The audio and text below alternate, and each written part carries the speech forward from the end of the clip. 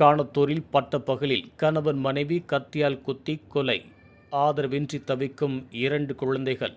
கொலை செய்த நபரை கைது செய்து போலீசார் விசாரணை.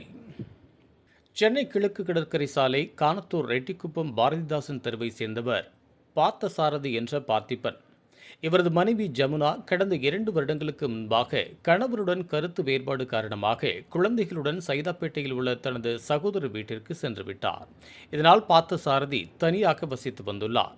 இவரது வீட்டின் எதிர் வீட்டில் வசித்து வரும் சுசில்தான் மனைவி பிரிந்து சென்றதுக்கு காரணம் என கூறிய நிலையில் ஜமுனாவிற்கும் சுசிலுக்கும் முறையற்ற உறவு இருந்ததாகவும் கூறப்படுகிறது.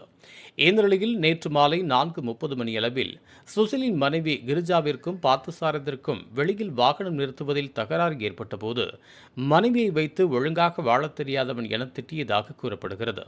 இதனால் ஆத்திரமடைந்த பார்த்தசாரதி வீட்டில் இருந்த கத்தியை எடுத்து வந்து சுசில் மனைவி 29 வயதான கிரிஜாவை கழுத்தை அறுத்து துண்டாக்கியுள்ளார். இந்த தகவல் அறிந்து கடற்கரையிலிருந்து ஓடிவந்த சுசிலையும் பார்த்திபன் வெட்டியுள்ளார். இதில் இருவருக்கும் கழுத்து, நெற்றி, வயிற்றில் சரமாரியாக குத்தியதில் கிரிஜா நிகழ்விடத்திலேயே பரிதாபமாக உயிரிழந்தார். மருத்துவமனை கொண்டு செல்லும் வழியில் சுசிலும் உயிரிழந்துள்ளார். இவர்களுக்கு 7 வயதில் ஒரு மகனும் 4 வயதில் ஒரு மகனும் உள்ளார். தாய் தந்தையை இழந்ததால் தற்போது ஆதரவின்றி இருவரும் தவித்து வருகின்றனர்.